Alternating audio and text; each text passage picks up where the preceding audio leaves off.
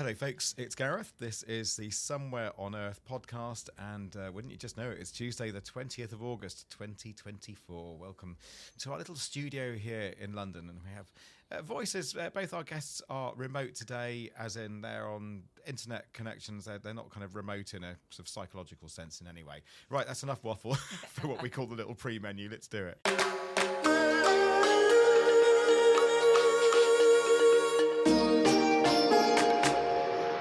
With us today and giving us a little kind of pre-chuckle before the full chuckling begins is Iain Boddington again. Hello. Hello, Gareth. Yeah, good.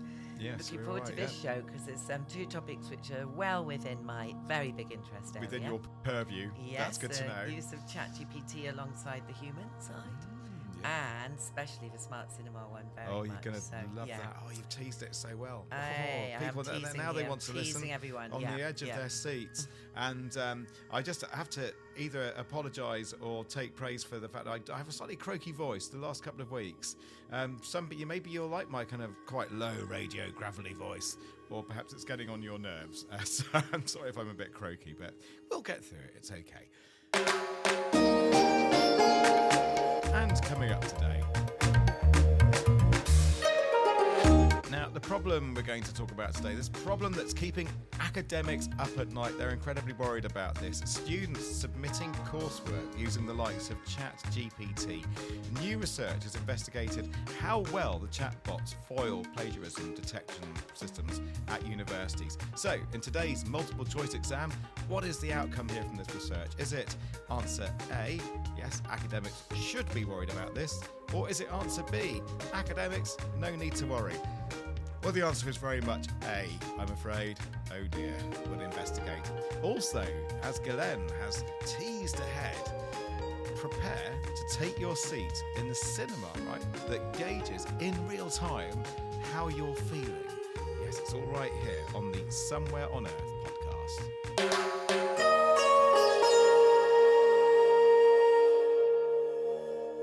So meet that perfect student, the model student, completing assignments in an instant, yet achieving higher marks and outperforming most other students. The downside possibly is maybe they're not as fun to hang out with the other scholars, and they're not very likely to join any of the sports teams. But this student, as you probably already guessed, of course, I'm not talking about a real student. I'm talking about chatbots. In fact, this is, and I should put my serious voice on here because this is genuinely worrying new research into what happens when the likes of ChatGPT are used by students to complete their university coursework and exams. Now, I work at a university and I know very well, just for myself, what a hot issue this is. I.e., a student submits their work. How do we know whether it's really their work or if they had a little bit of help, shall we say, from a chatbot? Now, this paper that's just been published in the PLOS One journal suggests that such automated coursework can slip through many of the detection systems that institutions kind of like to believe are quite effective. Let's hear from one of the authors of this new research, Peter Scarfe of the School of Psychology and Clinical Language Sciences at the University of Reading in England. Welcome to the podcast, Peter. How are you doing? Yeah, I'm doing good well, thanks. Thanks for the invite. Nice to be here. Good to have you. So let's set up some of the problem here, because I suppose the groundwork for your research is you're looking at the kind of work that isn't invigilated. So you're not necessarily under exam conditions with somebody sitting at the front looking at what you're doing. This would be coursework, or maybe some of those so-called take-home exams that we're talking about here then, is it? Yeah, that's exactly the sort of thing. The kind of educational sector's trying to move away from traditional pen and paper exams for very good reasons. And the COVID pandemic obviously kind of accelerated that process, in that overnight we were kind of forced to move from invigilated exams to those which were taken at home. So yeah, you're completely right. The research was very much focused on the problem of AI for both take-home exams and coursework. Tell us about this study then. What were you looking at here then? You were trying to get something like ChatGPT to try and fool some of these university systems for detecting plagiarism? Just tell me about the research.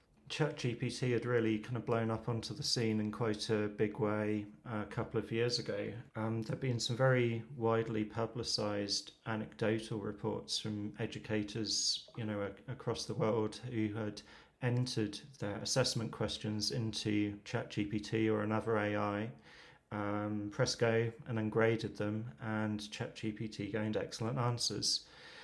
So that is potentially a real problem for the educational sector, because if a student can cheat using ChatGPT, go undetected, and potentially gain a higher grade by cheating, then that really impacts the way in which we can assess our students.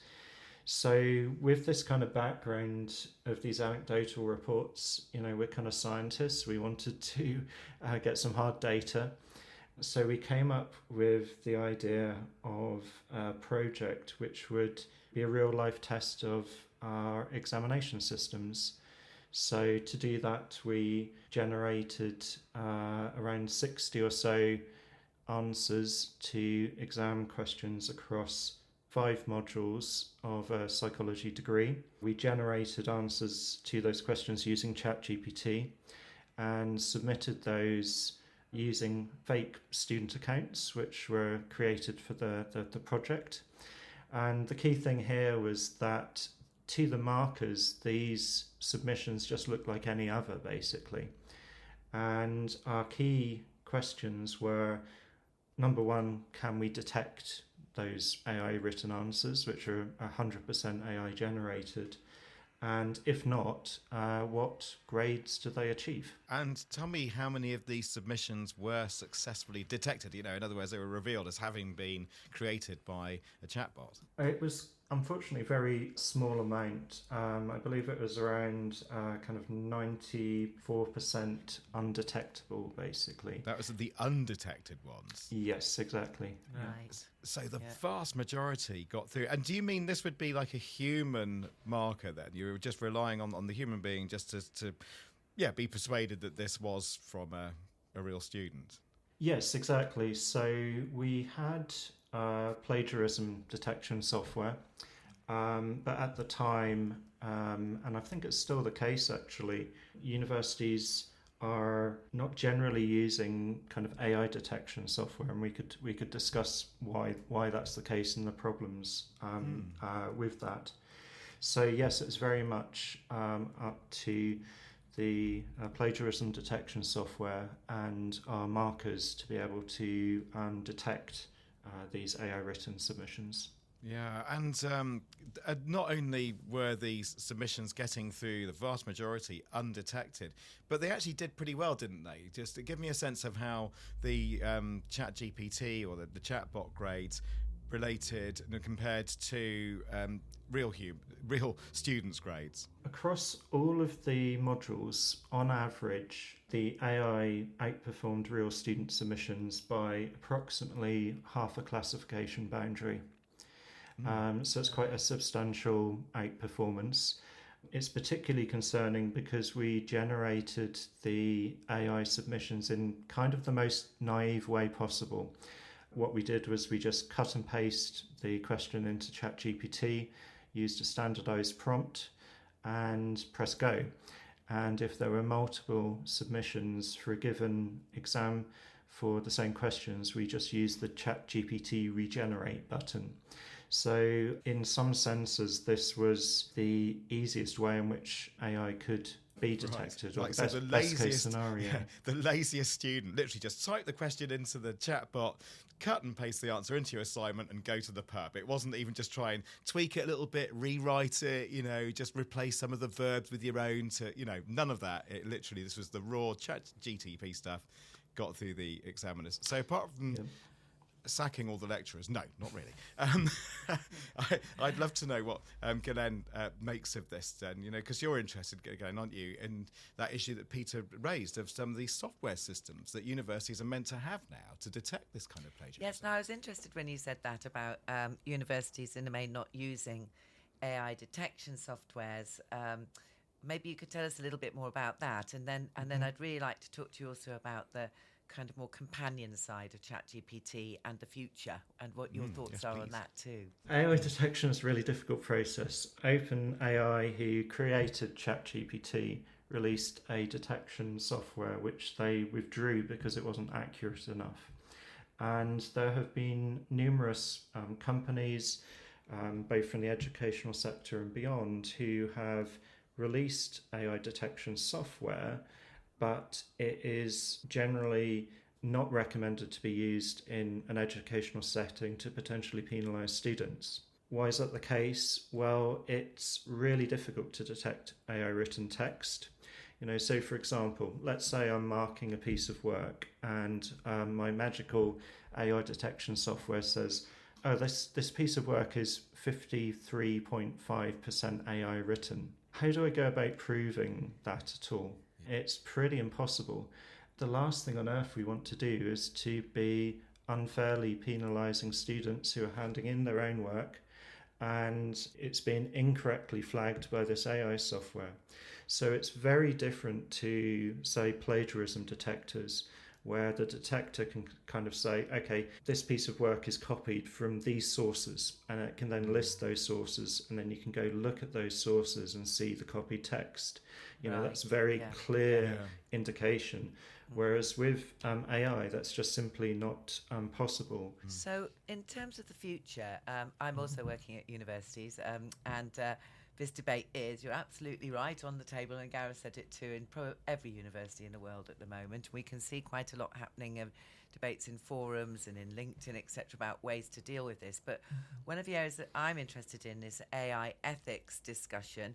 Is, if we look 5 years ahead, in my work, we would consider now that actually, of course, students are going to be working with AI and with ChatGPT. And when you said that about the AI detection software, going, well, I think 53% of this is AI written. How much does that really matter if we actually are starting to look at the students being companioned in a way by AI throughout their education, not necessarily just at university? Yeah, exactly. Because on the course that I teach on, we're actually very clear with the students that within reason they can use. We just get it a bit like as an example we have is when calculators were first permitted in mathematics, and even in exams, in the maths exam, and I'm old enough to remember that being a big discussion at our school about whether we could have calculators. And it's almost like we're kind of going through that. And sorry, Peter, I will bring you in because you're the guest, and I want to know your opinion on this. But certainly on our course, we feel increasingly that yes, our students should be able to demonstrate as good scholars that they can get the best out of these systems as assistants, but obviously still show academic excellence and then prove to their tutors that they've grasped the main concepts from the curriculum. But enough of me. Peter, you're the expert on this. What do you make of it all? I agree completely. I think the educational sector has had these disruptive moments previously. And I also agree with you that, our students are going to be leaving university, going into the workplace, and they're going to be using these systems in their jobs.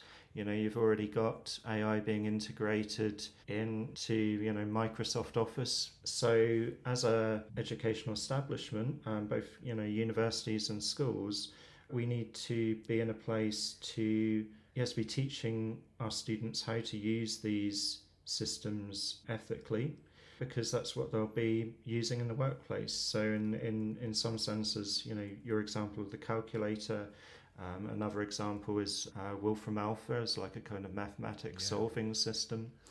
So in some ways, I see this just as a new tool. I think it's a very powerful tool, and certainly much more powerful, I think, than a pocket calculator.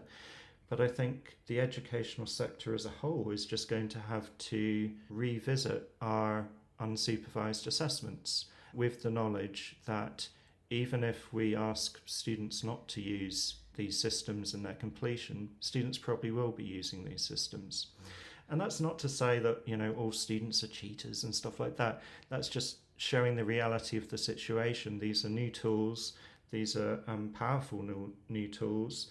and we need to equip our students for their use. We've always had a mix of assessment types at university, so some stuff is supervised, some is unsupervised, and I think that's going to continue. Yes, yeah. Certainly I don't want the interpretation to our paper to be kind of, oh God, we need to move every single assessment to an in-person pen and paper exam. We've seen I think, some very, very interesting potentials for future, human integrated AI work within universities, etc., where modules are set up where you say you can use AI. First of all, we want you to do the AI, very clever prompting, get out the best you can from the AI. Then we want you to go back to that and critique what's come out from the AI and add into it from your own sense. Then we want you to put the two together and give us original critical thinking around it. So I believe new methodologies will emerge very quickly in this around actually ways to extend and enhance our brain use opportunity, of our brains. In higher education, Yeah. and across the whole of education. We're going to talk more about this in the podcast subscription extra. If you'll stay back for us, Peter Scarfe, if that's all right. Cool, no, it's fine. Much appreciated. But thank you in the meantime for your fascinating and important research there. I thoroughly enjoyed reading the paper, and this is such an important conversation. So, Peter, thank you. Thank you. All right, then. So, away from the lecture theatre, now you're in a different kind of lecture theatre. You're in a cinema, in an auditorium. You're at the show. The action is gripping. It's all very immersive. But, hey, how are you feeling? Well, guess what? The venue knows. It can figure it out. And that's thanks to a new virtual production stage that uses computer-generated imagery, CGI, to help to create imagined worlds. Now, this is all happening at the Old Victorian Gasworks in Bristol in the southwest of England. And Professor Iain Gilchrist is a behavioural and cognitive neuroscientist. He's one of the researchers involved. So you have this virtual production stage, but then also this feedback idea that somehow the systems around the auditorium can work out what the audience are going through. So Iain, welcome to the podcast. Thank you. Good to be here. Well, lovely stuff. So it's a 36-seater cinema, isn't it? So just set the scene of the venue that we're talking about here. We've got this amazing new facility we're building right by the main railway station, so walking distance from the railway station. It's based in this beautiful historic Victorian building, as you say, which used to be the gasworks, providing the gas supply for the whole of the city in the Victorian era. But now we've repurposed it as a new university-based facility, which includes a whole suite of really exciting, innovative spaces to do science and engineering and development to support the creative industries in the West Country. One of the things, potentially the most exciting thing, is effectively what will look like a small cinema. So, it's got an incredibly good projector, it's got a full sound system, you'll sit in a raked seat, it's a proper cinema seat. But actually it's not just a cinema, it's a research laboratory as well, because we can monitor in detail in a whole variety of ways, I'm sure we'll talk about in a minute, exactly what's happening moment by moment to those audience members as they watch that content. Yeah. So you can see how they're engaging with the material. I say see, you can sense, So you mentioned that you're going to get into some of the things you are monitoring. So what are you monitoring then? How are you figuring this out? How are you monitoring them? How are we doing this? Wearables, sensors? Is it in the seats? Is it? How the heck? Do you put gear everybody up before they go in? How is it happening? Yeah. So I think there are three categories, if you like, of ways that we have been doing monitoring and we will be doing monitoring more in this space. The first category is wearable devices. So we've used very high-spec smartwatches that people wear, which will monitor their heart rate and their skin conductance. So when any human being is more aroused or excited, you get slight changes in skin conductance because you sweat slightly on the surface of your skin. And we can pick up those changes. It's the same technology that underpins the lie detector test, but used in a slightly different way. Skin galvanic response. Gosh, I'm clever. Oh, yes. Right up Gareth Street. You're ahead of me. Got it off Chat GPT. It's fine. It wrote my questions. It's brilliant. So we can also use those kinds of sensors to monitor how much people fidget and move around in the seat. Right. And we've also already just published a paper where we've looked at how violently and for how long people clap at the end of a performance. So that was live theatre, for instance. Yeah. So that's our first class, wearable devices. The second class is probably the more conventional way that we've been doing this for the last 50 years, which is to issue questionnaires at the end of a performance, at the end of an experience. We give people questionnaires, and we also run focus groups to ask them in depth about what they experienced. And then the third class of ways is to use remote camera technology. So we can have cameras at the front of our cinema or in the auditorium or in a concert venue, and we can record how the audience are responding. And we use different types of camera to get different kinds of signals. So we've got thermal cameras. We know that when people change their emotion, there are slight changes in the distribution of heat across their face, believe it or not. My God, didn't know that. And we can pick up those signals to see moment by moment changes in people's response. We can also, of course, use those cameras to tell whether people smile or frown or grimace or yawn or turn away. We've got visible spectrum cameras, and we also got a camera array which is in infrared, because of course if you're in the cinema or in the theatre, typically the lights go down, and a visible spectrum camera isn't much use to you at all under those circumstances. Right, so hence infrared. Yeah, sorry, are you listing even more technology, or is that? Yeah, I was just going to say that some of those technology allow us to do really nice and interesting things. So, for instance, we can use the camera technology to look at blink rate. So we know that when people are paying attention and focusing their energies on something, immersed, as you described a minute ago, that blink rate changes. So we blink less. When we're more distracted and less engaged, we blink slightly more. We can also look to see whether people turn away, because we can monitor the pose of their head, and we can see at what point do people eat their popcorn. Do people stop and make that little side comment? You know, when you're in a film you're really not enjoying, what you do quite often when the immersive experience has been broken is you turn to the person beside you and go, gosh, this is rubbish, and go for a pint instead. And we can capture those moments where people are no longer immersed in the content, so the film in front of them, but instead are beginning to become aware of the space around them. Maybe the person they came in with, maybe the stranger who's being very noisy with their crisp packet. And so all that kind of fidgeting behaviour we can monitor and get a handle on. Fascinating. A huge number of data points, in real time. Mass data points, and you're focusing on, like, in a way, behavioural analytics around those multiple data points that are coming into you. But, so, like, why? Why do that? Why does it matter? Yeah, so I think it matters. So I think this new technology, particularly the wearable devices and the remote cameras, has allowed us, really for the first time, to, in a non-invasive way, measure moment by moment when people are responding. That's what we've unlocked, this ability, without tapping them on the shoulder and saying, are you enjoying it? And then waiting 2 minutes and tapping them on the shoulder again and going, are you still enjoying it? We can avoid that because we can do these passive measurements, which won't interrupt people's experience, but will give us a moment by moment record of how they're responding. But why is that important? Well, we know that there are a very large number of films made each year which lose a huge amount of money.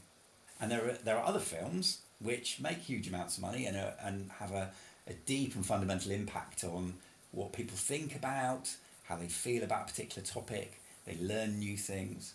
And if we can give filmmakers a set of tools which allows them to say, well, we might be losing the audience at this point. This is the point at which the audience is less interested, less engaged. This is the point where everybody turns to the person sitting beside them and is a bit distracted. Or this is the point when people realise that actually it was a wet day on the way into the cinema, my feet are wet, I'm starting to fidget because my feet are wet because I got wet on the way.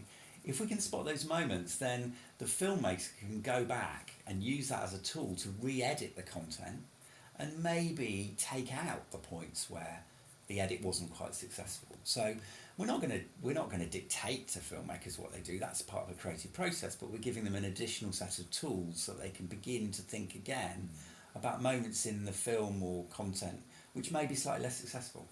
Yeah, but I mean, let me be the film critic here then. I'll be very cynical, and wouldn't I just say, but really, as audience members, they know they're coming into a lab, fair enough, but do they really want to be surveilled just so it helps researchers help the film companies to make more money out of us, which is basically what this comes down to? That's a cynical way of asking the question, or is the nice way of asking the question like, hey, this is a real opportunity to work out what really works with audiences so that the people paying the good money going to the cinema can really enjoy the experience even more thanks to this brilliant research. So I just wonder which side of that argument you might be on. So what I've described is a process that happens, in that example, a process that happens before the release of the content. So the audience members who come in and become monitored, typically in our experiments, are paid to be part of those experiments. They come in, they know they're going to be monitored, and they've signed, Right. Yeah. it's been ethically approved that Yeah. happens, and they've Yeah. signed a whole set of waivers to explain exactly what's going to happen to their data, how we're going to use it, how we're going to anonymise it, and all those Yeah. kinds of things. That's good. What we're not talking about is the deployment of this technology in every Odeon multiplex around the country, because by then it's not very useful to you because you've already released the film. Yeah. The content is out Too there. late, yeah. Now, I said earlier that it's important that we're not interested in interfering with the creative process, and there are filmmakers who actually don't really care about the audience. They're making something which is extremely personal to them.